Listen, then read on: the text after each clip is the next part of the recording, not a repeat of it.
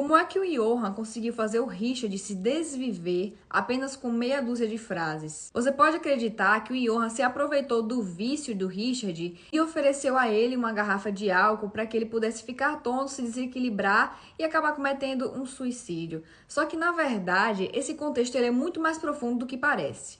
Quando a gente passa por algum trauma, onde a gente teve alguma participação, alguma responsabilidade, para não ter que lidar com a culpa, a gente se conta uma mentira confortável.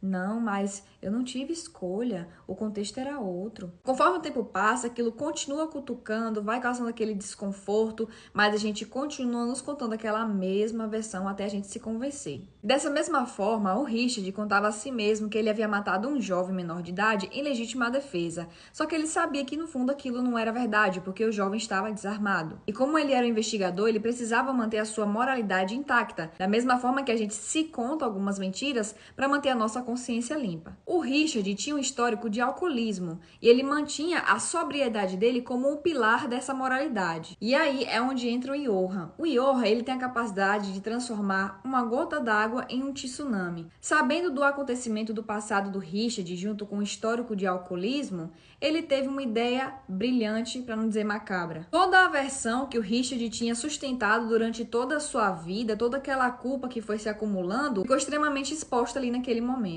E o contexto não gira em torno do álcool, da bebida que o Johan ofereceu, muito menos do lugar de onde o Richard caiu, ou até mesmo do incidente ou do acidente com o menino, mas sim da narrativa que o Johan conseguiu distorcer completamente. Ele conseguiu fazer o Richard sair de um policial que cometeu um erro para um assassino de sangue frio. A bebida que o Johan ofereceu foi só a cereja do bolo. Poderia ter sido numa avenida, poderia ter sido dentro de casa, em qualquer lugar. Não ia fazer diferença. A bebida era só um instrumento. O que havia sido destruído de verdade era a identidade do Richard. Ele não era mais um policial que sentia culpa pelo que tinha acontecido, mas sim um monstro sem remorso. O Johan fez uma espécie de autópsia psicológica no Richard. Ele começou, de forma cronológica, a desmembrar a culpa, o ressentimento, o remorso e, por fim, a narrativa do Richard. No momento de mais fragilidade e vulnerabilidade do Richard, ele escuta alguma coisa como: você é um policial e você tirou a vida de um inocente, e anda por aí como se não tivesse acontecido nada, se contando uma história que você sabe que é mentira.